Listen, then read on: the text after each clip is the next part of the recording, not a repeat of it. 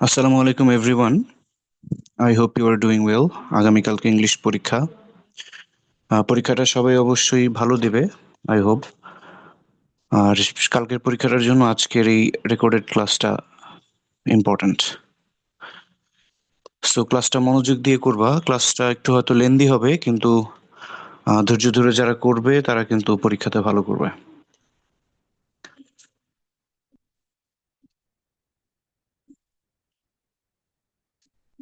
ওকে। আর স্ক্রিনে যদি কোনো লেখা ছোট দেখা যায়, সেক্ষেত্রে এটা যেহেতু ইউটিউবে যাবে, সেক্ষেত্রে তোমরা কিন্তু পিকচার বা ইমেজ যেভাবে জুম করে দেখো, জুম ইন জুম আউট করে দেখো, সেই ক্ষেত্রে দেখতে পারবা। আচ্ছা, প্রথমত আমাদের আজকের মূল ক্লাসটা হচ্ছে রাইট ফর্ম অফ ভার্ব নিয়ে। Operation right form of verb, right forms of ভার্বে আমরা বিশেষ সামরিক অভিযান চালাবো আজকে। তবে তার আগে তোমাদের কিছু কোয়েশ্চেন ছিল অন্য কিছু ব্যাপার নিয়ে। যেমন সায়েন্স জি সেকশনের স্টুডেন্টদের কোয়েশ্চেন হচ্ছে যে sir, special use of words and phrases এটা কি আমরা প্রশ্ন তুলবো কিনা। Special uses of words and phrase এই টপিকটা কখনোই প্রশ্ন তুলতে হয় না, শুধু অ্যান্সার লিখলেই হয়। আই রিপিট, প্রশ্ন তোলার কোনো প্রয়োজন নাই special uses of words and ফ্রেজে। কিন্তু কমপ্লিটিং সেন্টেন্স সবসময় প্রশ্ন তুলে অ্যান্সার করতে হবে। আরেকটা প্রশ্ন হচ্ছে তোমাদের যে,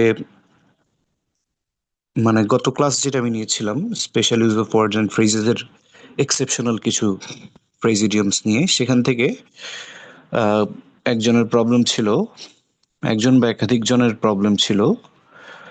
সেটা হচ্ছে দুইটা ইডিয়মস নিয়ে, একটা হচ্ছে a bag of bones,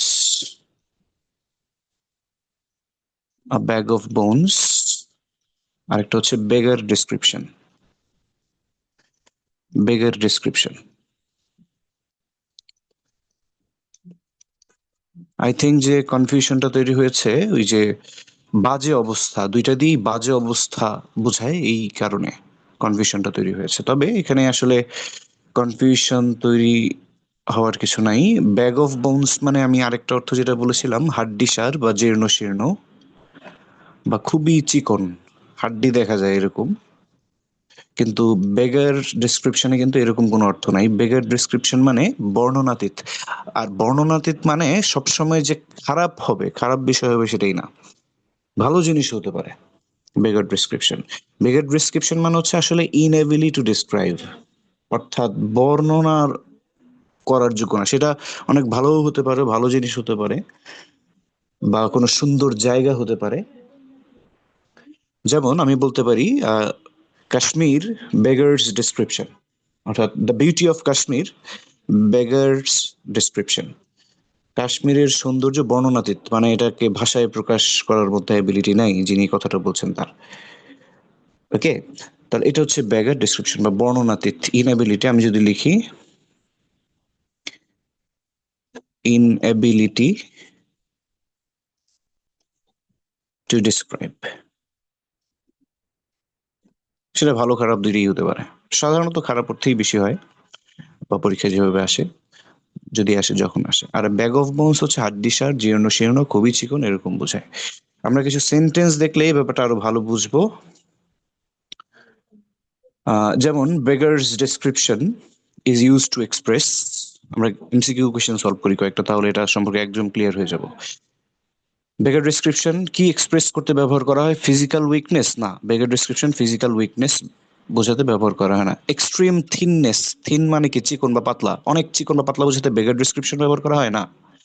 inability to describe something, yes. Poverty, দারিদ্র বোঝাতে বেগার ডেসক্রিপশন, মানে বেগার ডেসক্রিপশন দিয়ে দারিদ্র আমরা বুঝবো না। তবে আমরা বলতে পারি হিজ পভার্টি বা দেয়ার পভার্টি বেগার্স ডেসক্রিপশন, তাদের দারিদ্র বর্ণনাতীত। বাট বেগার ডেসক্রিপশন মানেই দারিদ্র নয়।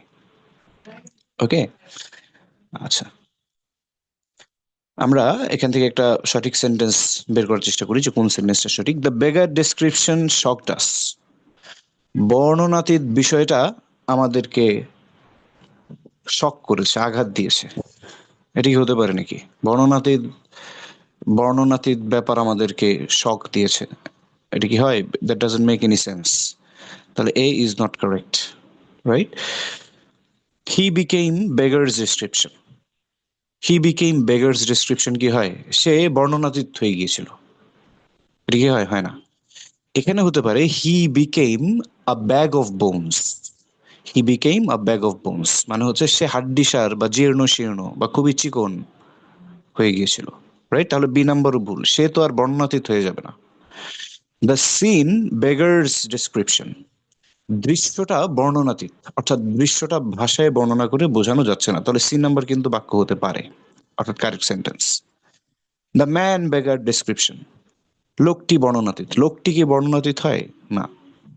তাহলে ডি নাম্বারও কারেক্ট সেন্টেন্স নয়। তার মানে আমরা আসলে দেখলাম বেগার ডিসক্রিপশন আসলে সাধারণত কোনো ব্যক্তিকে বোঝায় না।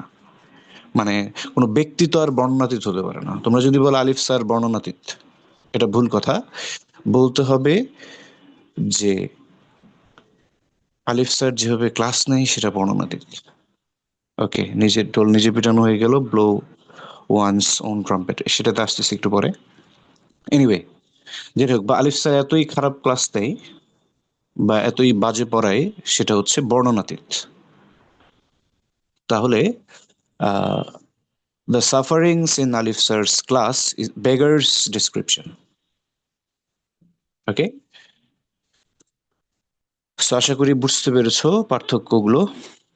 আমরা রাইট ফর্ম ভার্বে যাওয়ার আগে ওই যে আরেকটা বললাম, যে আরেকটা ফ্রেজ তোমাদের কয়েকজনের প্রবলেম হচ্ছে হয়তো, সেটা হচ্ছে ব্লো ওয়ান্স ওন ট্রাম্পেট, নিজের ঢোল নিজে পেটানো। নিজের ঢোল নিজে পেটানো বা নিজের ঢাক নিজে পেটানো, নিজের প্রশংসা নিজে করা, ব্লো ওয়ান্স ওন ট্রাম্পেট। এই যে ওয়ান্স, এখন বাক্য অনুযায়ী তো ওয়ান্স থাকবে না, তাই না? যেমন থাকবে কি হি, ধরো ব্লো এর পাস্ট টেন্স থাকতে পারে ব্লিউ, তাহলে হি ইজ ওন ট্রাম্পেট, সে নিজের ডাক নিজে পিটেছে। তো সে নিজের ডাক নিজে পিটেছে, তো সেখানে তো আর ওন হবে না, সেখানে হবে হিজ। ওকে, তো মাঝে মাঝে বাফার করে। এনিওয়ে, হি ব্লিউ হিজ ওন ট্রাম্পেট।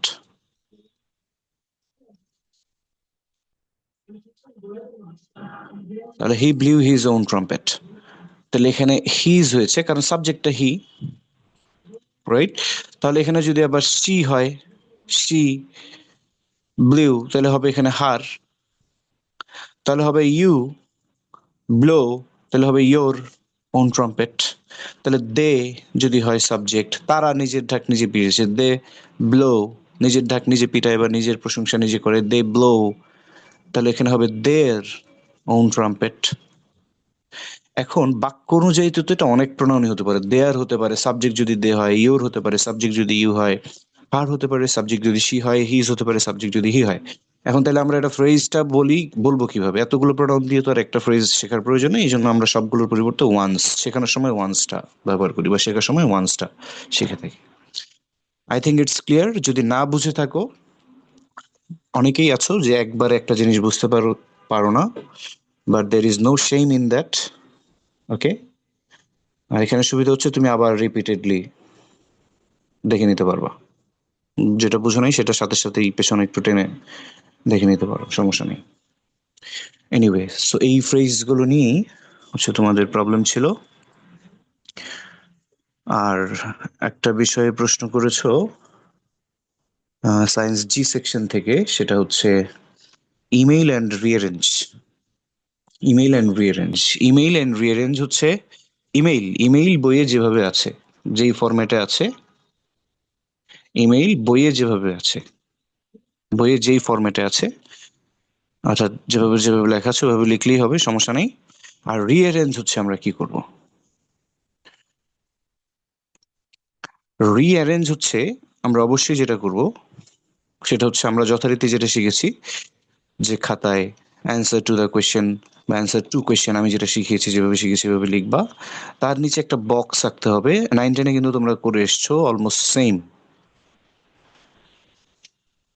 ওকে, বক্স একে বা সিকোয়েন্স বলি এটাকে আমরা একাডেমিক ভাষায়। এই সিকোয়েন্স একে এটা সুন্দর করে পেন্সিল দিয়ে আঁকবা, সোজা করে স্কেল ব্যবহার করবা।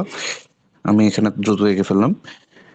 এবং সকল প্রকার আঁকাআঁকি, মার্জিন এগুলো সবসময় পেন্সিল দিয়ে করবা, as I repeatedly said in the class. Anyway, তাহলে এখানে হচ্ছে এভাবে 1 2 3 4 10টা, 5 6 এভাবে 10টা রাখবা তুমি।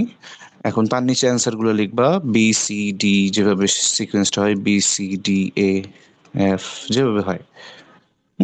প্রথম বাক্যটা যদি বি হয় তাহলে 1 এর নিচে বি। এটা কিন্তু তোমরা করে এসছো 9-10 এভাবেই। এখন মূল প্রশ্ন হচ্ছে যে স্টোরিটা লিখতে হবে কিনা, রিরাইট দ্য স্টোরি। আমার অ্যাডভাইস হচ্ছে তোমরা অবশ্যই স্টোরিটা লিখবা। ওকে, অবশ্যই অবশ্যই স্টোরিটা লিখবা, রিঅ্যারেঞ্জে অবশ্যই স্টোরি লিখবা। স্টোরি লিখতে গিয়ে তোমার যদি মনে হয় যে এখানে আসলে সময়টা নষ্ট হয়ে যাবে বা সময় চলে যাবে, সেই ক্ষেত্রে তুমি জায়গা ফাঁকা রেখে পরীক্ষা শেষ করে এসে স্টোরিটা লিখতে পারো। ওকে, তবে রিঅ্যারেঞ্জ স্টোরি অবশ্যই লিখবা। ওকে, এটা ফার্স্ট ইয়ার থেকে, ফার্স্ট সেমিস্টার থেকেই চর্চা থাকতে হবে, রিঅ্যারেঞ্জের স্টোরি লিখবা খাতার মধ্যে। প্রশ্নে বলুক আর না বলুক, তুমি স্টোরি লিখবা খাতার মধ্যে। প্রশ্নে আমরা বলি জাস্ট রিঅ্যারেঞ্জ দ্য সিকোয়েন্স, বা যাই বলি না কেন, আমরা রিরাইট দ্য স্টোরি বললেও লিখবা, না বললেও লিখবা স্টোরি। ওকে, এবং এই স্টোরিটা আসলে কেন লিখতে হয় এটা সরাসরি ক্লাসে একদিন বলবো, সেটা এখানে ডিসকাশন করে সময় নষ্ট করবো না, যেহেতু তোমাদের আগামীকালকে exam. Anyway, so let me change the page.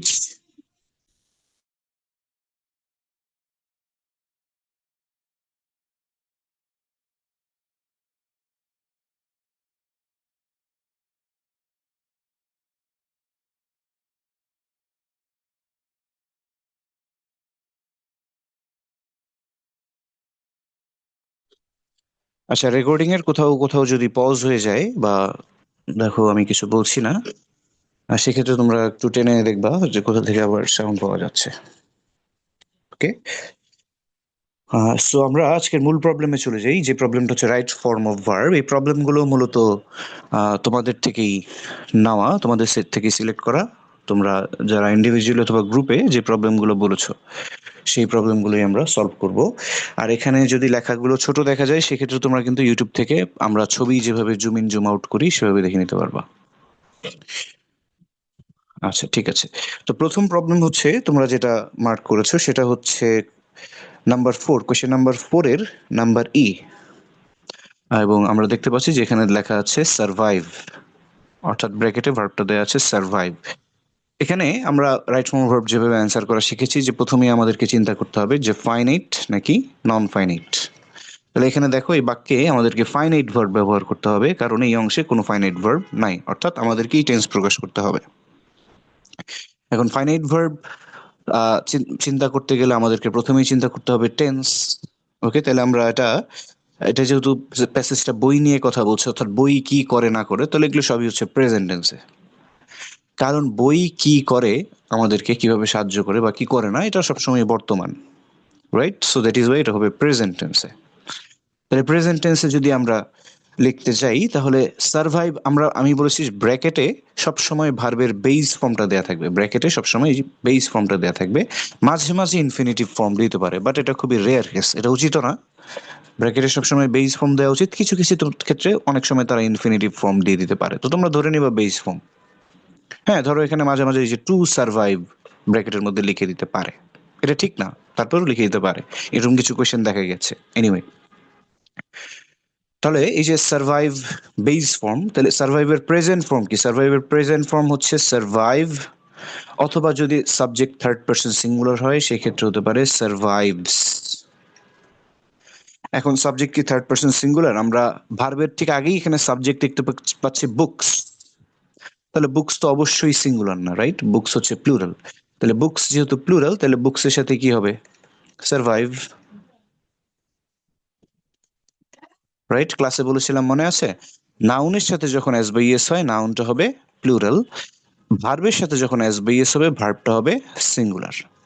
S by S মানেই কিন্তু প্লুরাল না, নাউনের সাথে এস বাই এস মানে প্লুরাল। যেমন বুক সিঙ্গুলার নাউন, বুকস হলে সেটা প্লুরাল, কারণ নাউনের সাথে হয়েছে। কিন্তু সার্ভাইভ, এটা তো ভার্ব, যদি সার্ভাইভস হয়, সার্ভাইভস ভার্বটা হচ্ছে সিঙ্গুলার, সার্ভাইভ ভার্বটা হচ্ছে প্লুরাল। তো এখানে নাউন আর ভার্ব উল্টো, নাউনের সাথে এস বাই এস দিলে প্লুরাল, ভার্বের সাথে এস বাই এস দিলে সিঙ্গুলার। এই কথাটা মনে রাখলেই অনেক বেসিক সমস্যার সমাধান হয় আসলে। এনিওয়ে, নেক্সট প্রবলেম হচ্ছে তোমাদের এই 4 নম্বরের আই নাম্বার কোশ্চেনটা। 4 নম্বরের আই নাম্বার কোশ্চেনটা, এই আই নাম্বার কোশ্চেনটা, সেখানে আমরা দেখতে পাচ্ছি যে ব্র্যাকেটে যে বেস ফর্ম দেয়া আছে সেটা হচ্ছে স্পিক।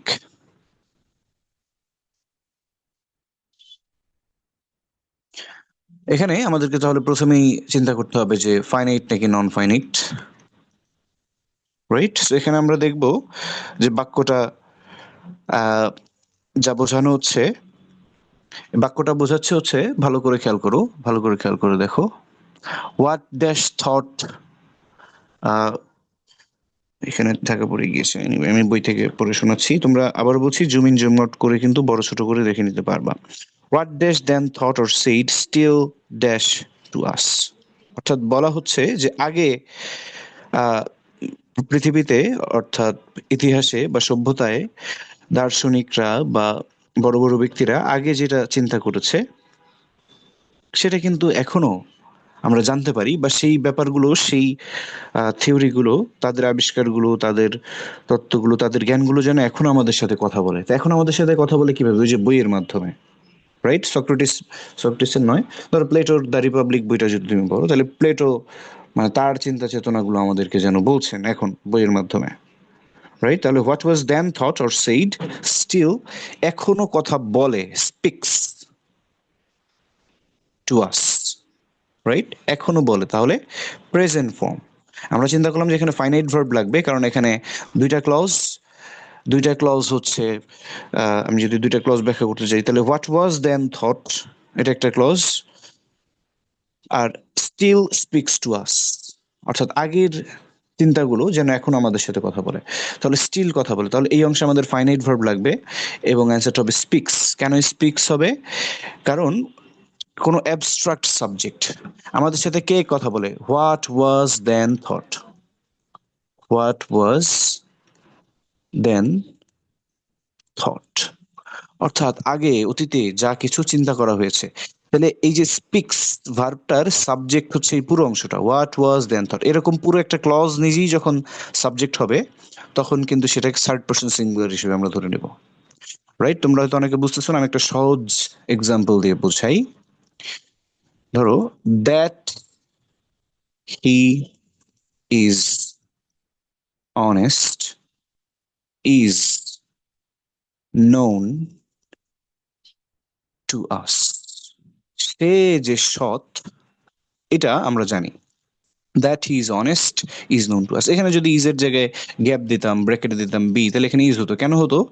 দেখো এখানেও কিন্তু দুইটা ক্লজ, একটা হচ্ছে দ্যাট হি ইজ অনেস্ট, আর একটা ক্লজ হচ্ছে ইজ নোন টু আস। তাহলে এক একটা ক্লজের জন্য এক একটা ফাইনাইট ভার্ব লাগবে, যতগুলো ক্লজ ততগুলো ফাইনাইট ভার্ব লাগবে, সেটা আমরা জানি। তাহলে দ্যাট হি ইজ অনেস্টে তো ফাইনাইট ভার্ব আছেই, ইজ, তাহলে পরের অংশেও একটা ফাইনাইট ভার্ব লাগবে। এখন কথা হচ্ছে ফাইনাইট ভার্বটা এটাকে আমরা ইজ কেন দিব, বা আর কেন দিব না, বা অন্য কোনো কিছু কেন দিব না? কারণ এই ইজ ভার্বের সাবজেক্ট হচ্ছে এই টোটাল ক্লজটা। হ্যাঁ, এই বাক্যে দুইটা ক্লজ আছে, দ্যাট হি ইজ অনেস্ট একটা clause, is known to us একটা ক্লজ, কিন্তু এই ইজ নোন টু আস, এই যে ইজটা যে ভার্ব, এই ভার্বের সাবজেক্ট হচ্ছে আবার পুরো ক্লজটা। কিভাবে? ইহা আমাদের দ্বারা জানা, কি আমাদের দ্বারা জানা? সে যে সৎ, তাহলে সাবজেক্ট হচ্ছে এই পুরো ক্লজটা, এই পুরো ক্লজটা is known to us, that he is honest is known to us. তোমাদের আরেকটা পরিচিত সেন্টেন্স দিই, তাহলে আরো বুঝতে সুবিধা হবে। That the earth moves around the sun is acknowledged. সূর্য যে পৃথিবীর চারদিকে ঘুরে, সরি, পৃথিবী যে সূর্যের চারদিকে ঘুরে সেটা স্বীকৃত। কি স্বীকৃত? That the earth moves round the sun, total জিনিসটা স্বীকৃত। তাহলে that the earth moves round the sun, এটা হচ্ছে, এই টোটাল ক্লজটা হচ্ছে সাবজেক্ট, এবং এটার ভার্ব হচ্ছে ইজ, অর্থাৎ ইজ ভার্বের সাবজেক্ট হচ্ছে ইজ। অ্যাকনলেজ মানে কি? স্বীকৃত। ধরো আরেকটু এক্সটেন্ড করি, ইজ অ্যাকনলেজড বাই আস, আমাদের দ্বারা স্বীকৃত। আমাদের দ্বারা কি স্বীকৃত? That the earth moves round the sun. এই টোটাল বিষয়টা স্বীকৃত, মানে আমরা স্বীকৃতি দিয়েছি, আমরা স্বীকৃতি দিয়েছি যে পৃথিবী সূর্যের চারদিকে ঘুরে, টোটাল ব্যাপারটাকে। তাহলে ইজ ভার্বের সাবজেক্ট হচ্ছে এই যে that the earth moves round the sun. এখন কথা হচ্ছে এই গোটা একটা ক্লজ সাবজেক্ট, কিন্তু ভার্বটা ইজ কেন, সিঙ্গুলার কেন, কেন আর না? রাইট, এম তো হবে না, আমরা জানি এম হয় আই এর সাথে শুধু, লেকিন আর কেন হবে না? ওই যে বললাম, একটা গোটা ক্লজ যদি সাবজেক্ট হয়ে যায় তখন সেটা সিঙ্গুলার, থার্ড পার্সন সিঙ্গুলার হিসেবে ধরে নিতে হবে। ওকে, এখানে দুইটা তো আমি ইজ দিয়ে এক্সাম্পল দিলাম, আরেকটা এক্সাম্পল দিই ইজ ছাড়া। ধরো that he is dishonest, dash is dishonest shocks us, that he is dishonest shocks us. এখানেও যথারীতি দুইটা clause, that he is dishonest একটা ক্লজ, শক্স আস একটা ক্লজ। তাহলে দ্যাট হি ইজ ডিসঅনেস্ট এই ক্লজটার ফাইনাইট ভার্ব হচ্ছে ইজ, শক্স আস ফাইনাইট ভার্বটা হচ্ছে শক্স।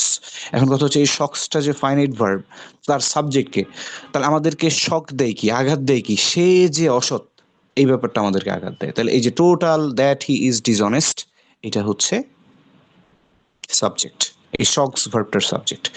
শকের সাথে এস যুক্ত হলো কেন? ওই যে আমি বললাম, একটা গোটা ক্লজ যদি সাবজেক্ট হিসেবে বাক্যে কাজ করে, সেই ক্ষেত্রে সেটাকে থার্ড পার্সন সিঙ্গুলার নাম্বার ধরে নিতে হবে। তাহলে সাবজেক্ট যদি এখন, যেহেতু এখন থার্ড পার্সন সিঙ্গুলার নাম্বার, তাহলে ভার্বের সাথে এস বাই এস দিতেই হবে, না দিলে 1 মার্কস হারাবা ফর শিওর। ওকে, তাই what was then thought, what was then thought, তখন যেটা ভাবা হয়েছিল সেটা আমাদের সাথে কথা বলে, তো সেই পুরো বিষয়টা আমাদের সাথে কথা বলে। তাহলে গোটা একটা ক্লজ সাবজেক্ট হচ্ছে, গোটা একটা ক্লজ সাবজেক্ট হচ্ছে, তাই সেটাকে আমরা থার্ড পার্সন সিঙ্গুলার ধরে নিব, তাই ভার্বের সাথে এস বাই এস যুক্ত হবে, স্পিক্স টু আস। ওকে, আর যারা স্মার্ট স্টুডেন্ট আছো, তোমরা সবাই স্মার্ট, তোমরা কিন্তু ধরে নেবা না যে আমরা এই 4 নম্বরের আই নাম্বার কোয়েশ্চেনটা সলভ করছি। তার মানে এই যে কনসেপ্টটা, একটা ক্লজ যদি সাবজেক্ট হয় সেটাকে থার্ড পার্সন সিঙ্গুলার নাম্বার ধরে নিয়ে ভার্ব করতে হয়, এটা কিন্তু সব ক্ষেত্রে, আর আরো অনেকবার অনেক রকম প্রশ্নে আসবে। তার মানে শুধু এই না যে এতক্ষণ আমরা 4 নম্বরের ই নাম্বার আর আই নাম্বার প্রশ্ন সলভ করলাম, তার মানে এই ক্যাটাগরির যা যা আছে সব এভাবেই হবে আসলে। ওকে, লেটস মুভ ফরওয়ার্ড। এরপরে তোমাদের যে প্রবলেমটা সেটা হচ্ছে 5 নাম্বার, 5 নম্বরের 5-এর F নাম্বার কোয়েশ্চেনটা। 5-এর F এখানে কালো কালার দিয়ে মার্ক করা আছে। 5-এর F আমি একটু ইরেজ করে দিই, সমস্যা নেই, তোমরা আবার পিছনে 10 সেকেন্ড করে পিছনে গেলেই দেখতে পারবো যে কি লিখেছিলাম, যেহেতু এটা রেকর্ডেড। এনিওয়ে,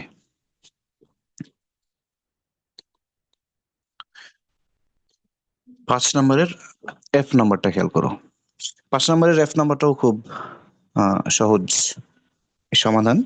এখানে ব্র্যাকেটে আমাদেরকে বিয়ার বেস ভার্বটা দেওয়া হয়েছে।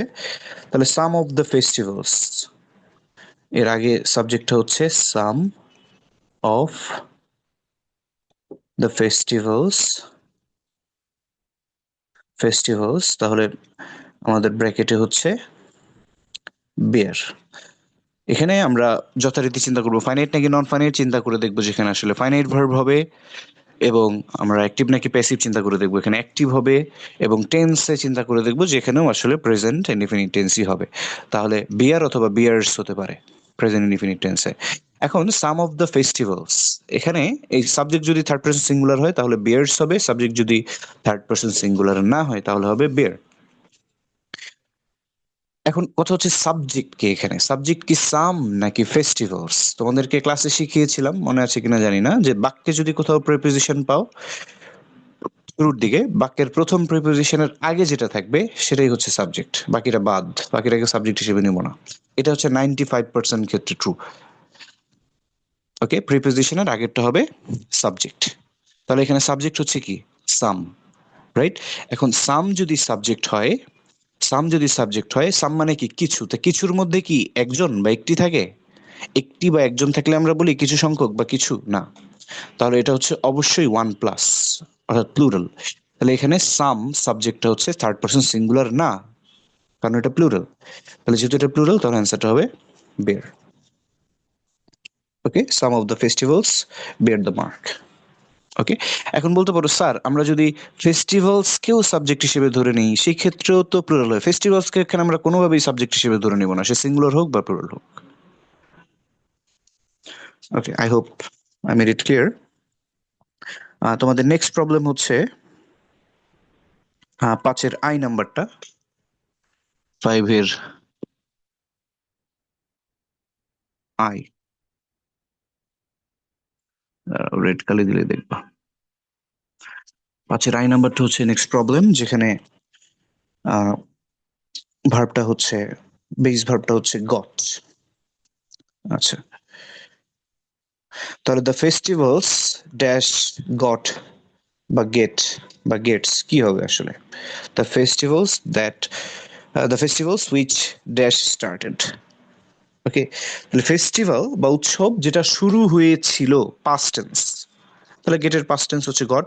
এবং অবশ্যই আমরা প্রসেস অনুযায়ী অ্যান্সার করব, যে শুরুতে ফাইনাইট নাকি নন ফাইনাইট দেখবো, এখানে ফাইনাইট হয়, তারপর দেখবো টেন্স, তাহলে উৎসব শুরু হয়েছিল, পাস্ট টেন্স, তাই গট, রাইট। এবং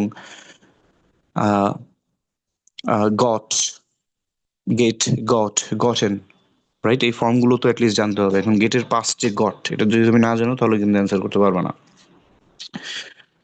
ওকে, এরপরে তোমাদের 5 নম্বরে যে প্রবলেম সেটা হচ্ছে যে নাম্বার কোশ্চেনটা প্রবলেম। যে নাম্বার আমাদেরকে বেস ভার্বটা দেওয়া হয়েছে হ্যাভ। ওকে, আমি যদি বাক্যটা পড়ি, এটাও আই এর সাথেই সম্পৃক্ত। The festivals which got started in the primitive society, primitive society মানে আদিম সমাজ, primitive society centering on the prayer for food, অর্থাৎ ফেস্টিভ্যালস, যেই ফেস্টিভ্যালস গুলো শুরু হয়েছিল আদিম যুগে, রাইট। এখানে একটা বিষয় খেয়াল করে দেখো, ফেস্টিভ্যালস এর পরে কিন্তু একটা কমা আছে। তোমরা অবশ্যই ক্লাসটা বই খুলে করবে কিন্তু, ওকে, কারণ আমি এখানে যে দাগ দিব অনেক কিছু হয়তো ঢেকে যাবে দাগের নিচে, রাইট। সো অবশ্যই এখানে আপাতত আমি মুছে দিই যাতে তোমরা দেখতে পারো।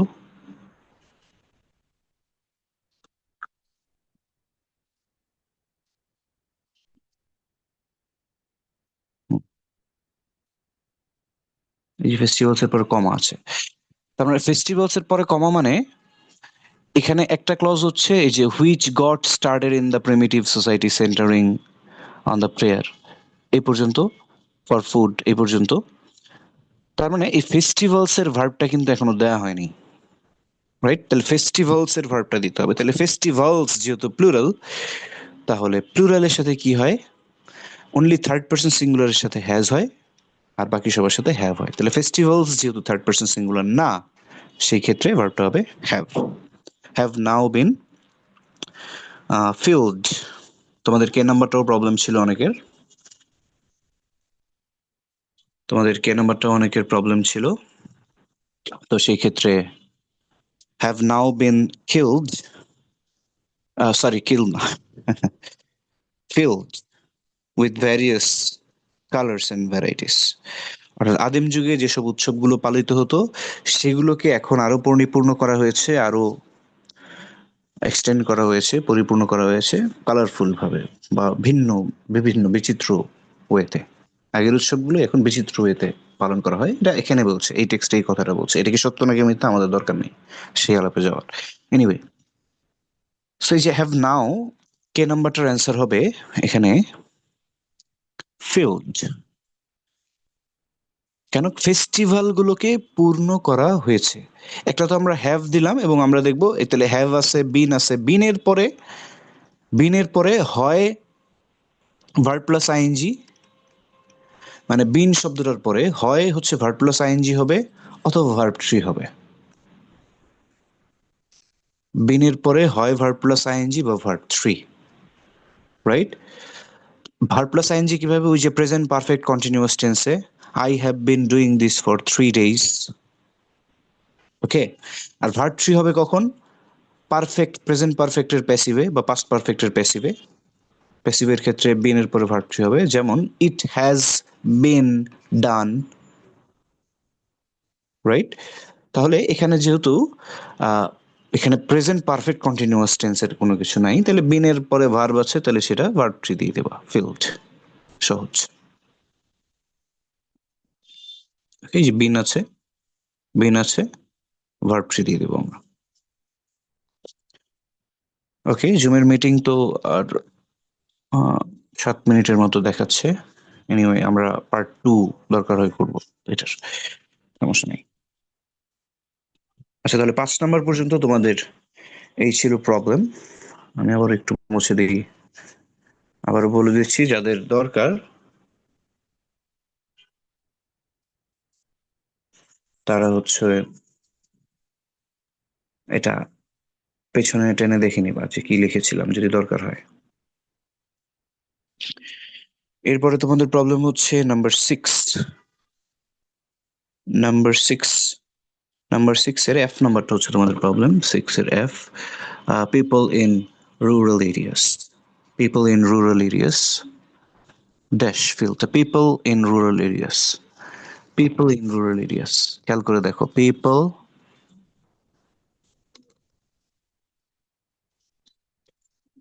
People in rural areas. Preposition আছে, প্রিপোজিশনের আগে যেটা থাকবে সেটা হবে কি, সাবজেক্ট।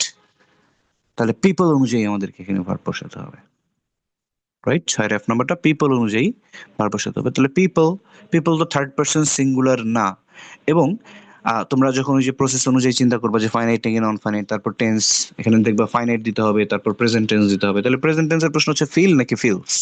তাহলে পিপল যেহেতু থার্ড পারসন সিঙ্গুলার না, তাহলে হবে ফিল। ওকে, আই হোপ যে এটা বুঝতে পেরেছো।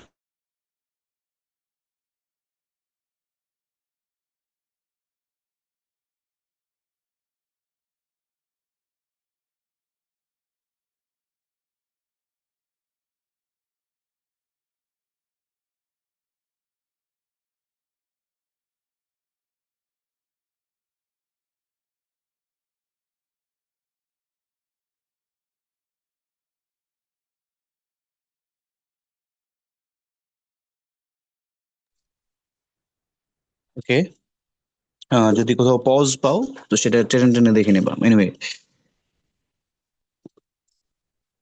আমরা 6 এর এফ নাম্বারটা করলাম, তারপরে প্রবলেম হচ্ছে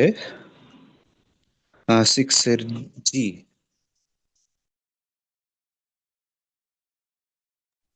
6 এর জি নাম্বারটা হচ্ছে প্রবলেম। 6 এর জি নাম্বারটা খেয়াল করো। 6 এর জিতে আমাদেরকে বেস ভার্বটা দিয়েছে হ্যাভ। এটাও খুব ইজি, ফাইনাইট নাকি নন ফাইনাইট দেখবা, ফাইনাইট তারপর কোন টেন্স দিতে হবে, দেখবা প্রেজেন্ট টেন্স দিতে হবে। তাহলে দে এর সাথে কি হয়, দে তো থার্ড পারসন সিঙ্গুলার না, তাহলে হ্যাভ হবে, রাইট? অর্থাৎ প্রেজেন্ট ফর্ম, প্রেজেন্ট টেন্স হিসেবে এখানে হ্যাভ হবে। এটাই হচ্ছে 6 এর কত নম্বর, জি নাম্বারটা। এরপর তোমাদের প্রবলেম হচ্ছে 6 এর এইচ।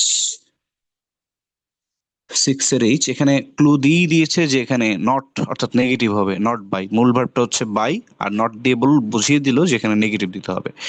তাহলে মেনি ফ্যামিলিজ, অনেক পরিবার,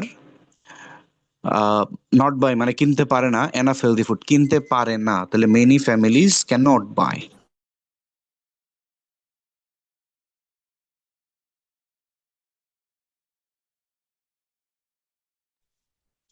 many families can not buy, যেহেতু নট আছে তাহলে কিনতে পারে না। ওকে, এই জন্য ক্যানট বাই। এখানে অনেকে বলতে পারো যে স্যার এখানে ডু নট বাই কেন হবে না। Do not by, do not আর ক্যানটের মধ্যে কিন্তু পার্থক্য আছে, ঠিক আলাদা করে বুঝাই। ডু নট মানে কি, ডু নট মানে হচ্ছে করে না, করে না। আর ক্যান নট মানে কি, ক্যান নট মানে হচ্ছে পারে না। পারে না আর করে নার মধ্যে কিন্তু পার্থক্য আছে। ওকে, পারে না আর করে নার মধ্যে কিন্তু পার্থক্য আছে। ফর এক্সাম্পল আমি বললাম যে নুহা গান করে না।